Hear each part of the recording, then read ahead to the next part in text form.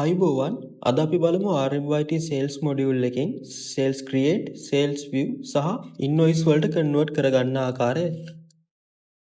book එකෙහි දකුණු පස ඉහළ කෙළවරෙහි ඇති මෙම icon එක click කර sales module එකට යන්න. ඉන්පසු create new order click කර sales create page එකට යන්න.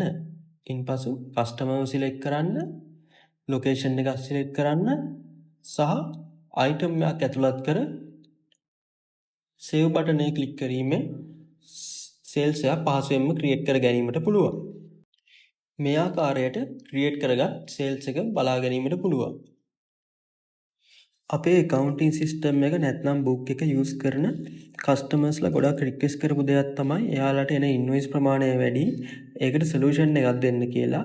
ඒ අනුව තමයි අපි මේ sales module එක develop කරේ. මේ අනුව මෙතනින් sales එකක් හෝ ගොඩක් ප්‍රමාණයක් select කර එය invoice එකට තනි invoice එකකට convert කර ගැනීමට පුළුවන්. ඉන්පසු convert to invoice form එක fill කර customer details ඇතුළත් කර convert to invoice බටන් එක ක්ලික් කිරීමෙන් මෙම sales invoice බවට convert කර ගැනීමට පුළුවන්.